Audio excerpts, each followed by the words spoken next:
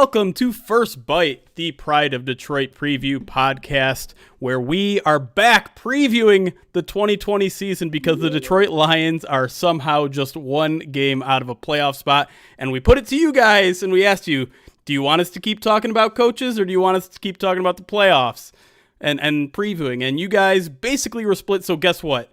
This is the first of two First Bites you're getting this week. So this one, we are going to preview those Green Bay Packers and the Lions Week 14 matchup. Tomorrow, Thursday night, if you want to watch live, we will be talking about a coaching candidate. I'm going to keep it a secret for now, so you'll just have to tune in then. But again, we are previewing the Packers tonight. With me, as always, Ryan Matthews at Ryan_POD. How you doing tonight, Ryan? I'm doing all right. So to get this straight, we polled the people. Yes. And then we said we're just going to do two anyways. It was too even. I mean, there was more slanting towards coaching, but there was like a good 30-40% that was like, I still want to talk about these games. And so, I mean, I'm not one to say no. I can't. I'm the kind of people pleaser that wants to please everybody. I've never been so happy to be overworked. Well, you're going on a mini vacation here, so we're going to let you off tomorrow. You don't have to be with us. You can just you can hang in the optimistic side.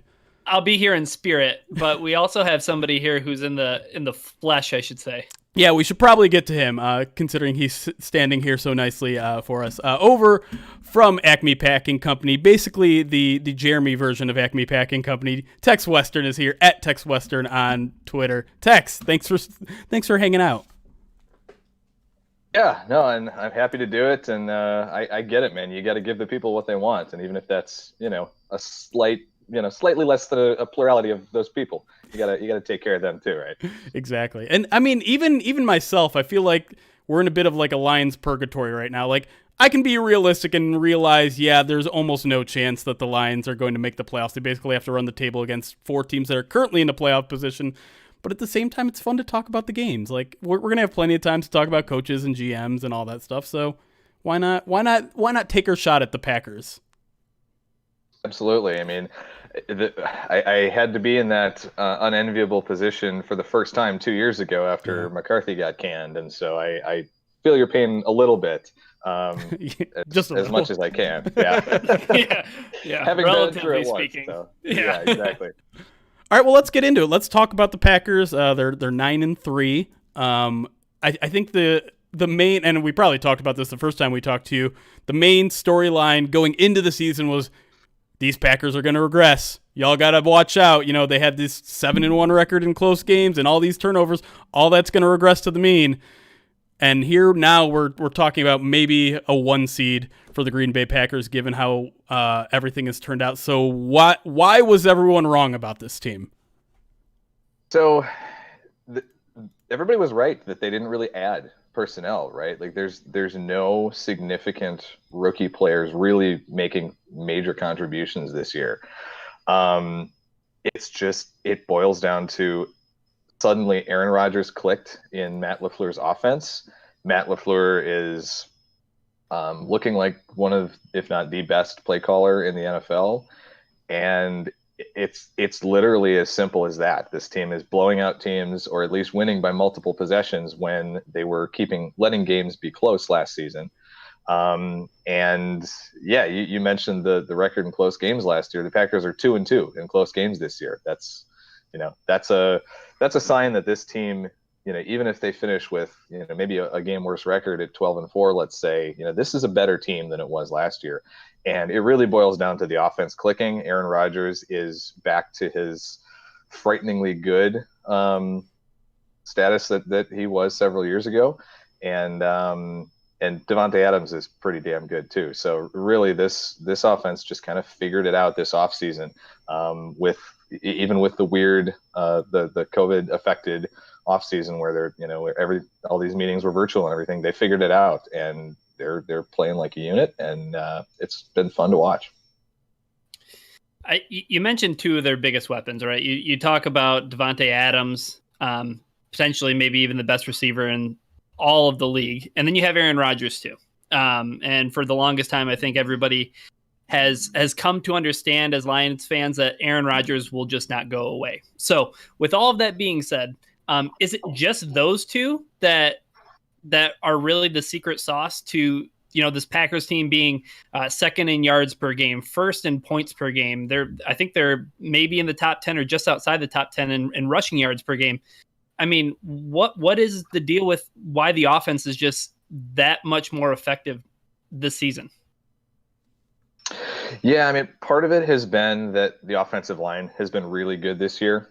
Billy Turner moving out to right tackle has actually worked out particularly well. And that was something that I think we were all very concerned about coming into the season. Was he was okay last year at right guard, but definitely probably the weakest link on the offensive line. But out at right tackle, he's actually been very good this year. And certainly everything kind of starts up front, right? David Bakhtiari is still the best pass blocker in the NFL.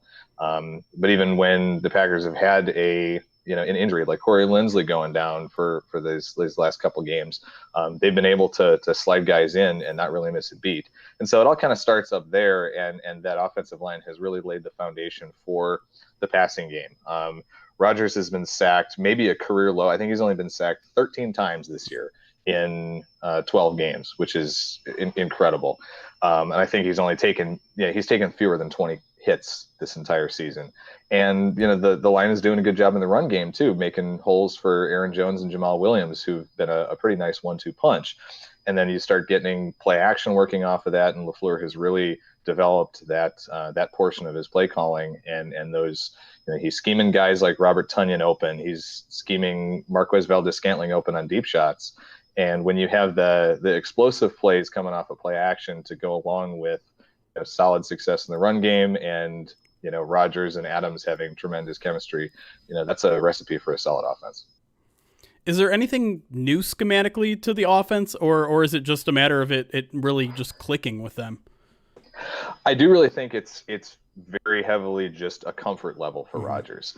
There has always sort of been a second-year jump in the Shanahan tree. So with Kyle Shanahan's offense in Atlanta, the second year down there when they really took off was that Matt Ryan year when he had the MVP season and went to the Super Bowl. You kind of saw it a little bit in San Francisco. You saw the same sort of thing with McVay in LA. And I'm not sure what it is about that scheme that sort of takes a year to, I don't know if it takes that time to sink in or to get guys to buy in or what it is, but it really seems like this offseason that was the thing. And again, I'm going to harp on the offensive line a ton, and Rodgers is doing a good job too, getting the ball out in rhythm, and that certainly helps because he's been a sack-prone guy throughout his career, and maybe it's not playing hero ball as much, but that's a big part of it. But a lot of these plays are the same types of plays they were running before last season. It just seems like everybody knows what they're supposed to do and why they're supposed to do it, and I think that's a big part of it as well. Let's talk a little bit about the other side of the ball. We get it. The Packers offense is really good. Defensively speaking, how confident are you in what the Packers bring to the table on defense? It seems like their run defense isn't very good. Seems like it's still kind of bad. Is that something that's, at this point, is it something that's almost like by design? Still not good. But then you got a big time pass rusher too in Zadarius Smith. It seems like the Packers have prioritized, stopping one part of an offense rather than another. Absolutely, and that's Mike Pettine's philosophy. He refuses to give up big chunk plays in the passing game, and he really, this year especially, he's decided to play a ton of zone defense and make quarterbacks dink and dunk their way down the field, and take the chance that, at some point instead of ripping off multiple 12, 13, 14 play drives to score, to gradually work their way down the field, that at some point those offenses are going to bog down and make a mistake, miss on a throw, and the drive is going to stall out. Now against Philly last week, you saw against Carson Wentz, who's a shell of himself now, you saw the team actually use a lot more man coverage and really let the pass rushers get after the quarterback, even with Philly having at least a halfway decent running game. I'd like to see more of that. even though, man coverage tends to be a little more conducive to giving up big plays in the run game, which they're already getting gashed when they're playing a lot of zone anyway. But it seems like the Packers have the right personnel to run some man heavy stuff on the back end in the secondary. Darnell Savage is coming on. Jair Alexander's a tremendous player, and so I would like to see a little more of that to prevent these long sustained drives, which they've been giving up in recent weeks, especially to veteran quarterbacks. Phillip Rivers kind of ate him up a couple weeks ago in Indy, and Matt Stafford is certainly more than good enough and more than experienced enough to be able to take advantage of holes in zone coverage. And so this week, I'd like to see them continue to play a little bit more man and force him to try to fit balls in tighter windows rather than waiting out to find the holes in the zone. Is that in general maybe the blueprint to beating the Packers, though, just like establishing that run, attacking that soft run defense? Because you look at the three teams they lost to, the Bucs had 158 rushing yards, Vikings had 173. Dalvin Cook ran wild in that game. The Colts game you mentioned, they had 140 in there. Obviously, yardage is kind of a flawed stat, at least a little bit, because if you're winning, you're obviously going to run the ball more. But it seems like in general, they were all able to establish a run in that game, and maybe just keeping that Packers offense off the field is how you have a chance against them. Yeah, one of the stats that we came up with, or that we found this week, was that the Packers are among the best NFL teams in not giving up conversions on third and longs, but they're among the worst in giving up conversions on third and short. And I think that that kind of plays to the run defense. And yeah, if you're able to pick up 3, 4, 5 yards on first down, get yourself into a second and medium, and maybe pick up another couple yards there and put yourself into a third and short. That's how to beat this defense, is with kind of a slow, steady offense that is going to not get in bad down and distance situations. The other key is to come up with some turnovers, because in 2 of those 3 games there were some very weird, uncharacteristic turnovers that took place. I mean, the Bucs game, Rodgers threw back-to-back picks, including a pick 6.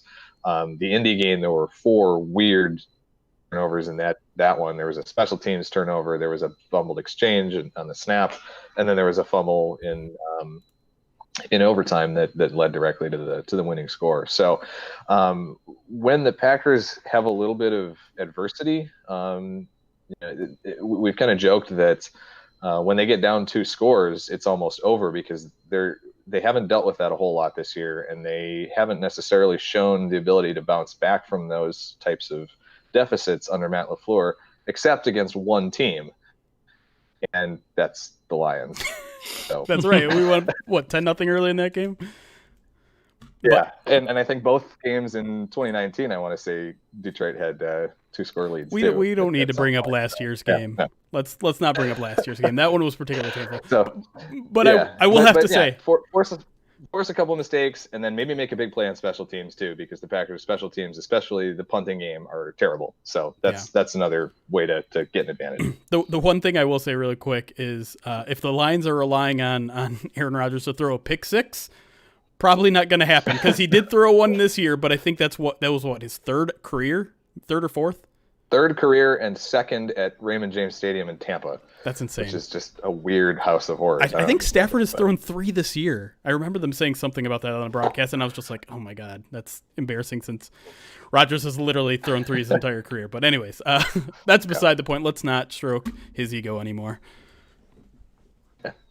Ryan, you got a question? Yeah, you want to jump right into the injury report, or yeah. what? Oh, well, actually, can we ask about Preston Smith really quick? Because Za'Darius has 10.5 sacks, which seems about on par for him.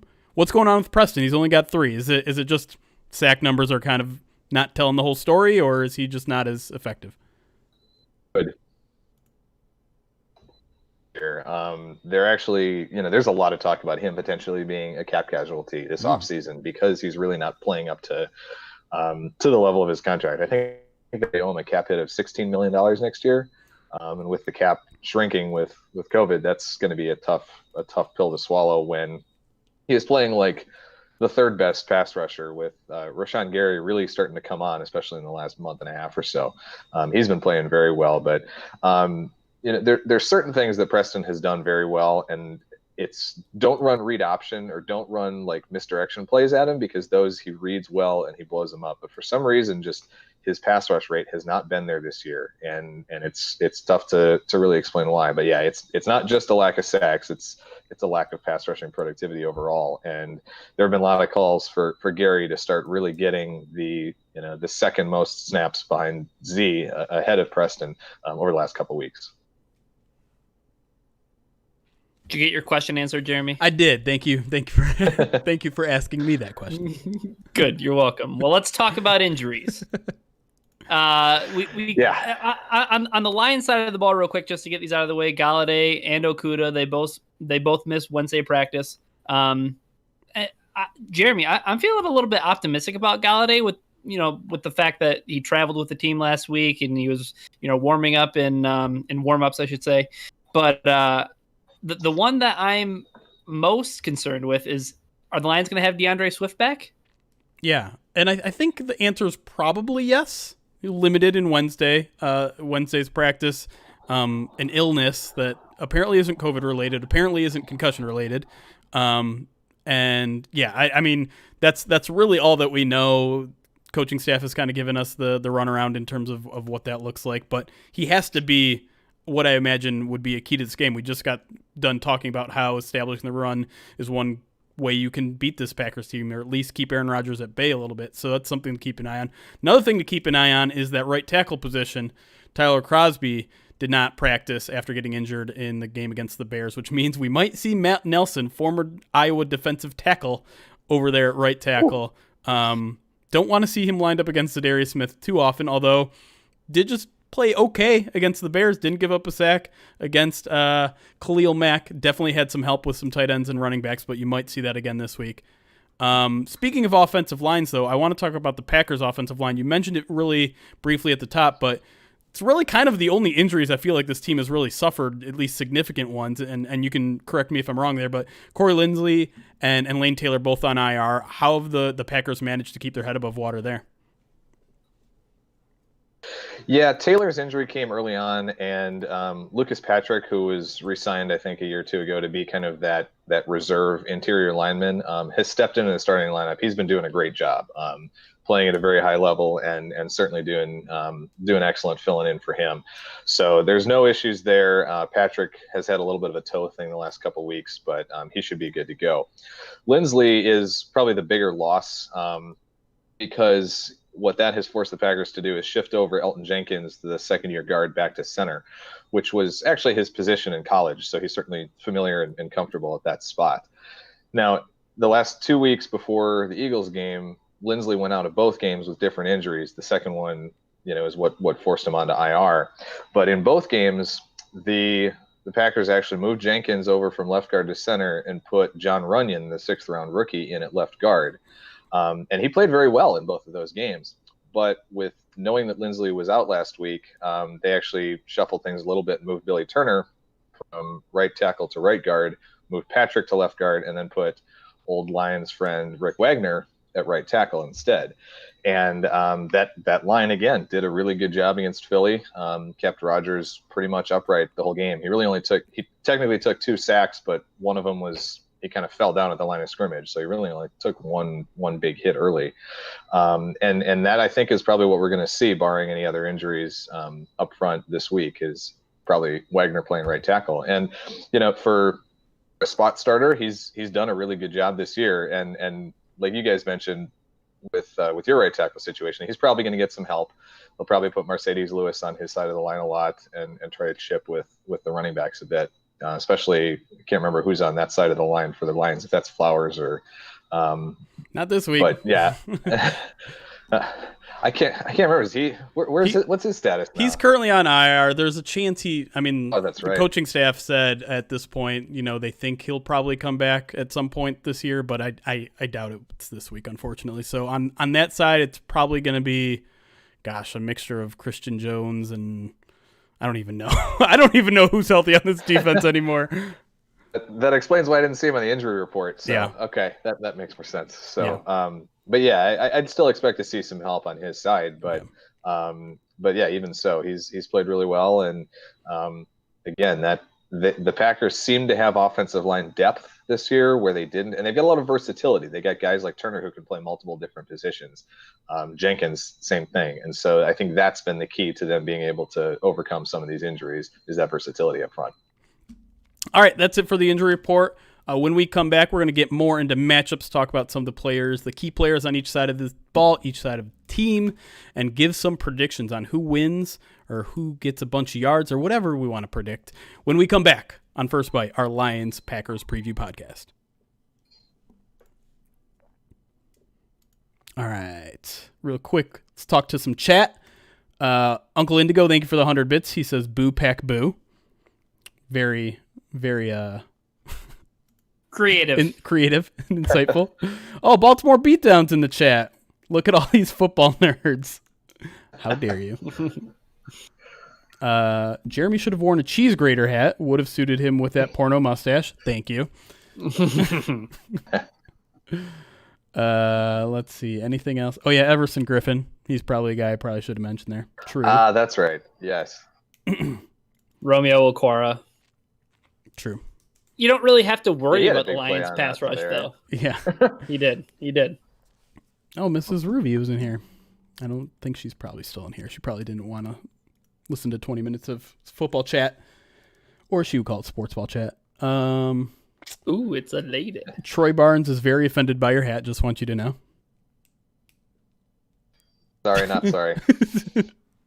Is he an Adidas guy? Oh, he's talking to Tex. Yeah. What would Bevel need to do to be named permanent head coach? Would he have to be 4-0 the rest of the way? Ask Shuey on YouTube. Ryan, you got an answer for that? I don't know. If he's a nice guy, give him the job. What? What are you? That sounds like William Clay Ford. He played quarterback at Wisconsin, so he's got to be a nice guy. The interesting thing about him is that he's really close. Or wait, no, I'm thinking of Robert Saleh. I don't know. I'm getting my wires mixed. But Robert Saleh, who's obviously one of the bigger candidates for the Lions job, is huge friends with the LaFleurs. And so a lot of people think if they hire him, he'll bring Mike LaFleur, and then we'll have a fun little Mike and Matt rivalry. Was it Matt or Mike that was in his wedding? I can't remember which one he said. I can't remember. Yeah, he said one of the LaFleurs was in Salah's wedding. Yeah. I mean, the Packers tried to get Mike for LaFleur's staff last year, and they shut him down. Shanahan wouldn't let him interview because it wasn't a promotion. So, is he? He's still just passing game coordinator, right? He's not offensive coordinator. I think so. Yeah, I think you're right. Yeah, that's kind of a fun thing. And I know Matt. Wait, no. Which one do you guys have? You have Matt. You have Mike. Oh my God, Matt. Matt was asked about Salah today, and that was all brought up, and he was just like he wasn't going to talk about it. Oh. Anyways, anything else, chat, before we jump into the second segment here? Seems like you guys are pretty chill tonight. That's cool. I get it. Y'all are hanging around for the next podcast about the coach. Just don't name multiple kids, single syllabic names with the same first letter, because that's just asking for trouble. Right? Mike and Matt. Works. Mid-finals. Oh, that's right. Baltimore beatdown. You're like 12 years old. I forgot that. Youngins. All right. Give me a second here. We'll get into the second segment. 26. That can't be true.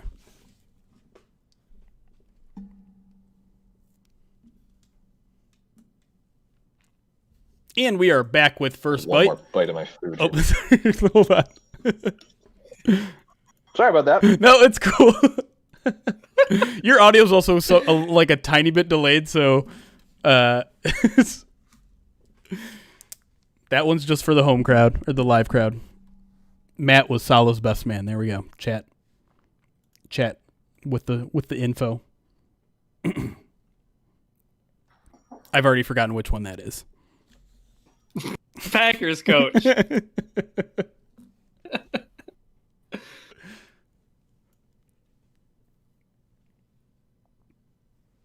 And we are back on First Bite, our Lions-Packers preview podcast. We're here with Tex Western from Acme Packing Company, the managing editor over there. Again, you can follow him at Tex Western on Twitter. Let's get into some matchups, fellas. Let's talk about what's going to happen there on Sunday. Ryan, do you want to start with the Lions offense on the field or their defense on the field? Which do you want to start with, the depressing one or the not so depressing one? Let's start with the depressing one so we end on a good note. Okay. Let's talk about the Lions' defensive backs, which might be the most depressing of all. Last time these two teams met, they were kind of okay. They were able to kind of keep Aaron Rodgers in check, but part of that was just because the run game was so bad. They in that game they had no Desmond Trufant, so it was Oruwariye, Okudah, and Roberts. Aaron Rodgers went for 240 yards and 2 touchdowns. This week, looks like Okudah's probably out, so we're going with Oruwariye, Justin Coleman, and Darryl Roberts. Let's go to you first, Ryan. Is there any shot this week? I mean, the Lions have a snowball's chance in hell of containing Aaron Rodgers. Like, I think we know how the Lions could potentially win this game, and it's not going to be their defensive backs doing anything. If I'm recalling this correctly, though, wasn't this Okudah's baptism by fire? Yeah. Wasn't his first start against Devontae Adams? Yes. He's probably like, yeah, you know what? The hamstring is just really not doing well this week. I don't feel like chasing that guy around on the field. But yeah, the Lions defensive backs have just been a struggle all season long. How much, Jeremy, real quick, do you think it is in terms of the lack of cohesiveness due to injury that has really plagued the secondary? It definitely plays a factor, right? Like, I think we all talk about chemistry with the offensive line, sometimes with the defensive line. It's there with the secondary. Like, that's super important too. There's a lot of communication happens. Absolutely. And so they'll be bringing back the same trio that they brought back last week that didn't play very well in the first half against the Bears, but they did shut down Allen Robinson for 1 catch in the second half of that game.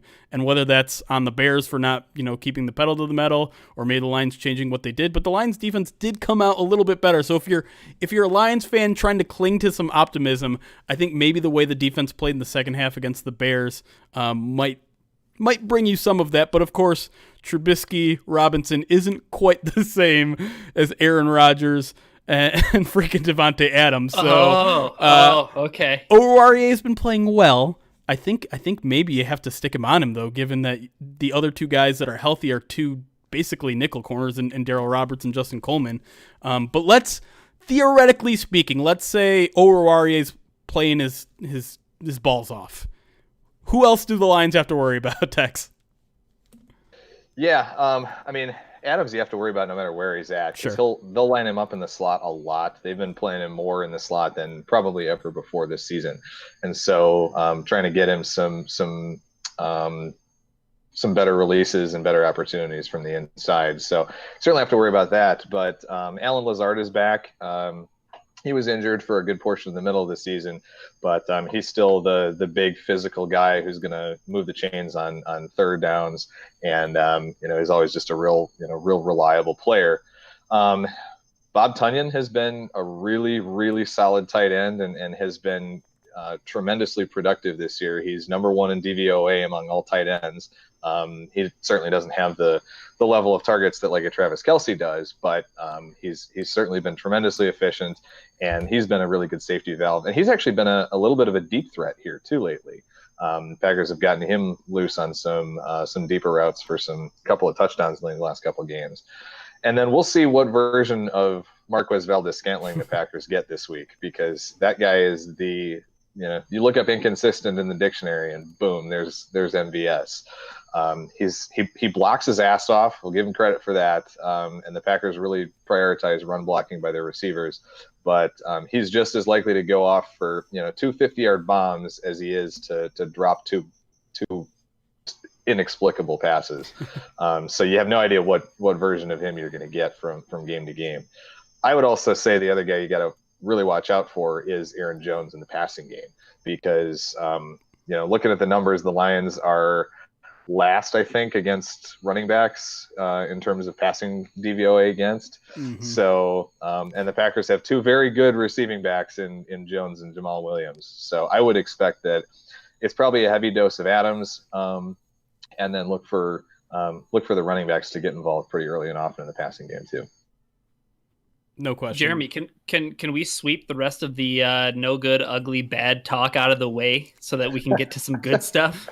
I mean, we have to at least mention the fact that Aaron Jones tore this defense apart in week 2, and that defense had Danny Shelton. This one does not in week 14. And while I thought the run defense really had a nice turnaround outside of the bye week, they did not perform so well against the Bears last week. And so that matchup is also a very, very, very big concern. But we can just leave it at that if you want and move over to the Lions offense. I was gonna say, like, we can just put the boogeyman underneath the bed and keep him there. All right, which is just the Lions' defense. Like we tried to segment it. Tex, we were like, yeah, the DBs have been really shaky. They haven't been so good, and the run defense. Oh yeah, that's terrible. All right, yeah, the whole thing is just a huge tire fire. It's just so bad. Like, I threw out there on the last podcast that like the Lions just need to take the Panthers approach to the draft next year and just literally all their draft picks got to be defense. Yeah. Every single one of them. But let's talk happy things in Detroit. Let's talk about the Bevel bump. All right. Last week, the Lions had this huge change in the way that they attack down the field. They really let, Matthew Stafford play off of play action. They gave him time to sit back in the pocket, which was pretty impressive against a Bears defense that, is known for getting after the passer. So, Tex, the Lions saw some optimism in the way that Matthew Stafford got unlocked a little bit. Is that at all concerning for the Packers this week?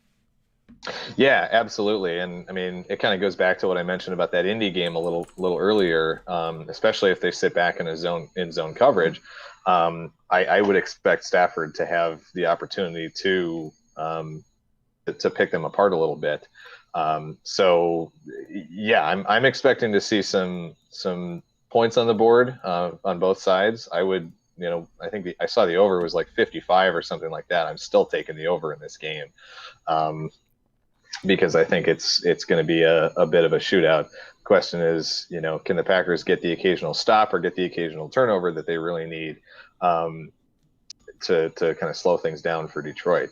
Because yeah, if the Packers keep sitting back and letting or trying to force Stafford to to not go deep and to dink and dunk, I think that he's probably going to have some pretty good success doing that, and that's going to be a issue for Green Bay. Just don't throw at Jair Alexander's side of the field.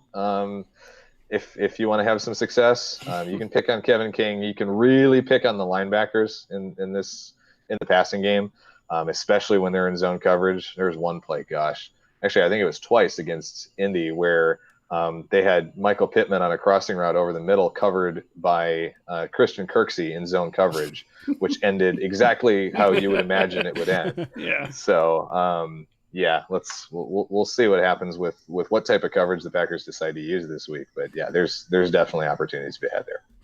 And that kind of leads me nicely into my next question, because TJ Hawkinson's having a career year right now, poised to maybe set some franchise records for tight ends, coming off back-to-back 80-yard games. How have the Packers been against tight ends so far this year?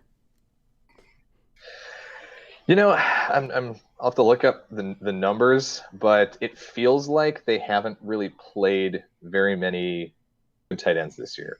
I feel like they're around middle of the pack, and I think it's a function of the linebackers are not very good in coverage, but the safeties have been pretty solid. Adrian Amos has had a very good year in his second year in Green Bay, and Darnell Savage has really started to come on this last month. And so those two guys, I think, have done very well, along with Chandon Sullivan, the slot corner. One of the things actually too that's notable is that Raven Green, who's kind of the Packers hybrid safety linebacker, just went on injured reserve today. He got injured on Sunday, and he'll be out for a couple games. So that's also an opportunity for Detroit to try to exploit, is whether they go with more of a conventional linebacker like Kamal Martin, the rookie, or if they try to put like another hybrid safety guy like Will Redmond on the field in that second inside linebacker spot. That's an area that I would definitely look to attack for Detroit. All right, I think we're ready to move into our prediction area, unless you got anything else, Ryan. Not really. I think what Tex really set up though is my predictions. Okay, so Get right to them. yeah, and so if you're new to the podcast, or if you didn't listen to the first bites when we were still doing preview podcasts, what we like to close out with is the one thing we think we know, which is each one of our guests giving out a prediction for the game. Doesn't have to be a score prediction, doesn't have to be a winner prediction. It can be a prediction about anything that happens in the game. But if you want to give a prediction on the game as well, we're welcome to that. So yeah, Ryan, why don't you go kick us off with the one thing you think you know about Lions Packers? So Tex really set me up for this with, talking about the linebacker play being a bit shaky, and looking at the Packers schedule. It seems like the teams that they struggled with had running backs that could do it all, right? I mean, you talk about Ronald Jones, you talk about Dalvin Cook, you talk about even what they had in Indy with, their three-headed trio, whatever they do there.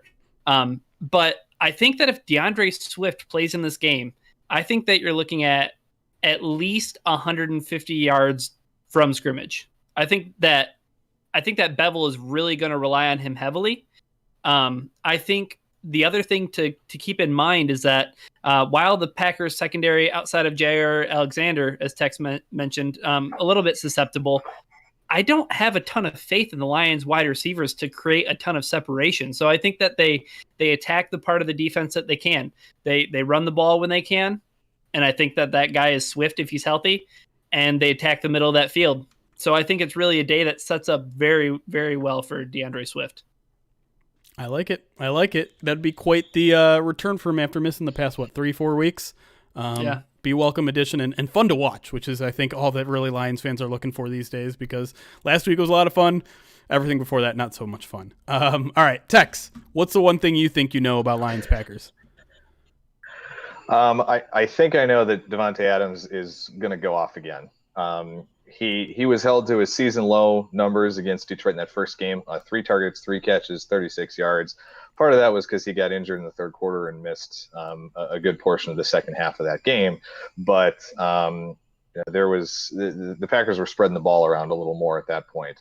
But now I think with some of the matchups that he has against the Lions secondary, with just the sheer volume of targets that Aaron Rodgers has been sending his way in recent games, I think you're probably looking. I mean, I think he scores a touchdown in his it's that eighth straight game now. I think he'll find the end zone, and I'm looking at double-digit targets, maybe double-digit receptions, 120 plus yards, as probably what we're looking at from Adams in this game. And as a bonus, I think Adrian Peterson is going to do something dumb that's going to piss off Packers fans, because he always does. I kind of like that. The one thing I think I know, and I'm afraid I'm going to go on the depressing side of this, because Ryan probably took the only one positive that has a chance of happening in this game. One thing I think I know is that the Packers won't punt until the fourth quarter. Oh. I'm sorry. I don't see how the Lions can stop. I don't think they're going to stop the run. I don't think they're going to stop the pass. I know for some reason they tend to play Aaron Rodgers pretty well, and they did at the beginning of last, of the week 2 game, but then it all fell apart, and just, they're in a worse shape defensively than they were in week 2. And I mean, this would be a dream scenario for the Packers, because they have given up 2 punt return touchdowns this year. The entire NFL has 4. So the Packers have given up half of the punt return touchdowns in the league this year, and they've all come in the last 4 weeks. So not a good area for Green Bay this year. Jeremy, so if you're going to give out that prediction, how many times are we going to see Jack Fox on Sunday? Not too many. 3, 4? Yeah, I'd say like 3. 3 is a good number there. I mean, by the time the fourth quarter, they're going to be going for it on every fourth down. Well, exactly. I mean, hey, at least as long as he has a chance to pump up those numbers. Absolutely. All right. Before we close things out, Tex, let's give you an opportunity to promote your stuff. Where can people find you? Where is maybe some Lions content that they'd be interested in finding from the Packers' point of view? All that sort of fun stuff. Yeah, you can reach us at acmepackingcompany.com. That's where we've got obviously all the content. We've got a couple of podcasts running right now. One is the APC pod. The other is As Eligible. It's reporting as eligible. It's at As Eligible on Twitter. It's kind of our spin-off podcast with a couple of our writers that have been doing some great stuff lately too. You can catch us on Twitter. It's at Acme Packing Co. And then I'm on Twitter at Tex Western. Perfect. And for all of you listening, be sure to stay tuned on this podcast feed. And if you're watching live, we are going to have another podcast this week, another technically First Bite podcast where we're going to be breaking down another Lions head coaching candidate with an expert, a very special guest. So be sure to listen to that. Be sure to hang around for our Men Sim on Saturday mornings. We'll be right here on our Twitch page and YouTube pages after the game, and then doing our podcast live at 7. Well, actually, it's going to be later this week because Lions-Packers got bumped to the late game at 4:30 Eastern. So probably around 9, maybe even 10 o'clock that night is when we'll do our live podcast. But until then, it's chaos. Be kind. All right, we are out, and yes, our recorder did break midstream, so we're probably just going to have to pull audio from our Twitch page. But thank you, Twitch and YouTube, for hanging around. We'll answer maybe a couple more questions before we head out here. But yeah, we keep having issues with Discord. I don't know what exactly happened here, but oh well. I've been unexpectedly disconnected. If you want me to stop recording, all right. Well, I guess I might as well stop the recording, even though you're not in here. Yeah, Chet. Are you just talking to the recorder? Apparently I am. This is what happens when I get caught off guard. Well, from first bite to last bite. So here you go, guys. Hey! Oh, wow. Hey, get this guy on the podcast just to do the outros. What do you mean I'm great at outros? BS. You've gotten so much better at them. Thank you. That's a backhanded That compliment. was a very backhanded compliment. They're a lot better.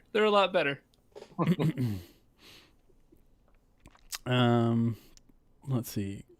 Can you do a segment about defense in the second half? Amazing when you see the possessions.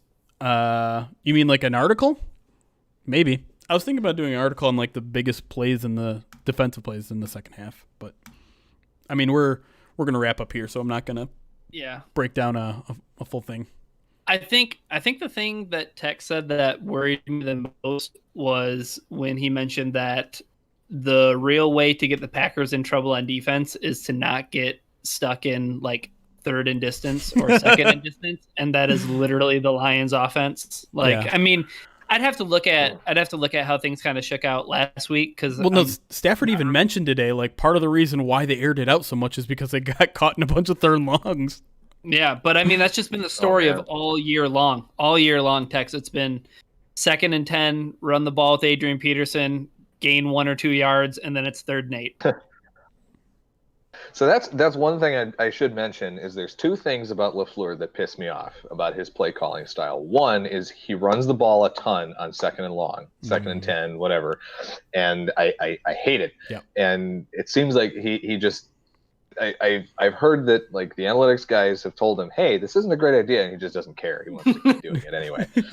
And the other thing is the damn smoke screens to receivers when they don't have the numbers advantage. That is a play that should only be run. It should only be checked into when you have a numbers advantage or you've got one-on-one coverage with a guy playing like 8 or 10 yards off.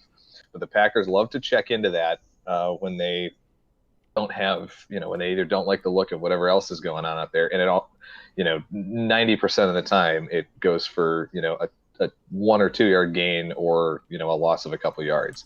I think I can count on one hand the number of times that it's actually done anything productive. And so those are the 2 gripes.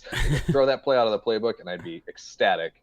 And just don't run the ball on 2nd and long. I think this is a great idea for a segment. This is coach therapy. Right? Yeah. I feel like the smoke screen is like the most hated play by every single fan base outside of maybe the goal line fade. So one of the stupid things that we've had a gripe about for years is why DVOA hates Devontae Adams. Really? Like, it always seems like his DVOA numbers are never match up to where his scouting is, where his PFF grade is, where everybody views him as one of the best receivers in the league. He's always kind of been middle of the pack by DVOA, and we really dug into it with the Football Outsiders guy in a Q&A this summer, and he's like, look. they throw him a ton of smoke screens, which are the lowest value route a receiver can possibly run, and they do it a ton. And so it's and all that weighs his all grade down? usage. It's exactly. It's all these throws that are low value throws that have a low success rate, and it just weighs down that DVOA number because they're just not efficient. If they just ran slants on every one of those instead, and still threw it to him on those plays, he'd probably be a top 10, receiver. top 15 guy. Yeah, exactly. Yeah. So yeah, I thought that was interesting. But yep, throw it out of the playbook. Can I ask you a question you're probably sick of being asked, especially from the offseason? Sure. What's the long-term plan with Aaron Rodgers now? Let him keep playing his ass off while he's playing his ass off. Okay, At this that's point, fair. like at this point, like if he pulls a Tom Brady and Jimmy G's Jordan Love, fine. That's totally fine with us. Yeah. Especially since he's not taking hits this year. He's looking comfortable. He's not taking a lot of punishment. Let him keep playing his ass off. We'll keep paying him, and then maybe give him another year, another 2 years. Reevaluate after 2022 when you got to pick up the option on Love in his 5th year, or start thinking about moving him. But the thing with Love is I think he needs to be the backup next year. They need to trust him to be the backup if they think he's going to be the long-term guy, because you can't keep that guy as a third stringer behind an undrafted Tim Boyle for a second season if you actually believe in this guy. So benefits of drafting a quarterback, or benefits of having a roster good enough where you can draft a quarterback. It's just insane. Like Tex mentioned it earlier, but where have the Packers gotten help from rookie players? I mean, like AJ Dillon out, Jordan Love's third string in it. It's just. You got a linebacker from the 5th round who plays a couple snaps a game. Yeah, you got a backup offensive guard who's stepped in and played well in a couple games, but and then you got one undrafted linebacker who's played okay in half the season, but that's it. I mean, that's literally that's the rookie class, and they figured out a way to a really, really good offense together, and like I said, it was all just development and comfort level in this offense. Well, they've gotten just about the same amount out of the Lions rookie class this year. Okay. Tell me I'm wrong though. Like, let's think about Jonah Jackson, baby. Oh yeah. Okay. All right. That's fair. You just wait for Julian to come back. Hey, I'm ready. The big thing for the Packers has been the 19 class has really been stepping up. I mean, like I said, Gary's been playing a lot better. Savage has been playing better. Elton Jenkins has still been tremendous. I mean, he'll be a Pro Bowler this year. He should be. So, those top 3 guys start playing their asses off. That's what that's how you're having success at this point, especially again on the line and on defense a little bit. So. I mean, that's kind of how it's supposed to work. You're not really supposed to heavily rely on rookies. Like, that's probably a bad sign if you are. And then, yeah, 2nd and 3rd years where they're really starting to pay off. Yep. All right. Well, I think, do we count Jack Fox as a rookie or not? No, I don't think that counts. No punter talk here. All right. J.K. Scott, worst tackler in the NFL. Just throw that out there. So that's why all the punt returns are happening? Well, I mean, he outkicked his coverage on the first one, and they had guys all over the place in the second one. But yeah, he had an attempt at both punt returners, and there's not many times when you can say that you feel like confident that you could do something better than a professional athlete. But I'm pretty sure I could put forth a better tackle attempt than J.K. Scott did on either of those. There you go. It's the end of my punter talk. Sorry. Thank you. Okay, that makes more sense. Craig wants to know how good of a chance Isaac Nauta has of making the 53-man roster eventually, I guess. He has like a 1.5 RAS. We're big RAS guys at Acme Packing Company. Nice. It's not great. Somebody joked that they only picked him up because he was with the Lions for a while. They want the intel. I know a little bit of the scheme, yeah. But I mean, the Packers have had injuries at tight end, so I won't say never.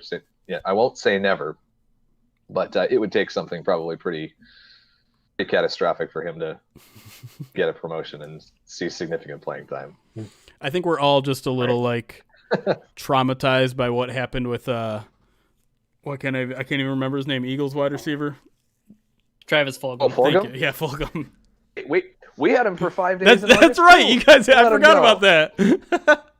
They picked him up off of waivers from Green Bay. Yeah, that's right. And now he can't play. And now for some reason they're playing Alshon Jeffrey ahead of him, and nobody can explain that one to Everyone's me. very mad about that. And yeah, Tunyon was with the Lions as well. That's true, T-Nick. We don't need to talk about that. I've seen a lot of very angry Packers fans that T.J. Hawkinson leads the NFC in Pro Bowl voting. Oh, that was me. Was that you? I was tweeting. Yeah, I was tweeting about that the other day. That was more just. Can't we have something, Tex? Can't we have just one thing? But he can win the vote and go, and then Tunyon will be the other tight end on the NFC team. That's fine. It's fine. I mean, they're the two best tight ends in the NFC right now. Yeah. I just would argue that the order is flipped. That's all. I guess I'll allow it. Okay, I think it's about time we probably wrap this up. I got to jump on another podcast in a half hour, so got to go get ready for that. Again, tomorrow, guys, we'll be here. I think we're going to be here an hour early, so 6 p.m. Eastern. I probably should have said that on the podcast instead of just for our live audience, but whatever. 6 p.m. Eastern, we'll be doing assuming no one cancels and all that stuff. It'll be me, Chris, and a guest talking about one of the Lions' head coaching candidates. Spoiler alert, it's the one that destroyed Robert Saleh on Monday night. So we'll be talking about that guy, if you know who that is. But until then, thanks for joining us, and we will see you tomorrow, 6 p.m.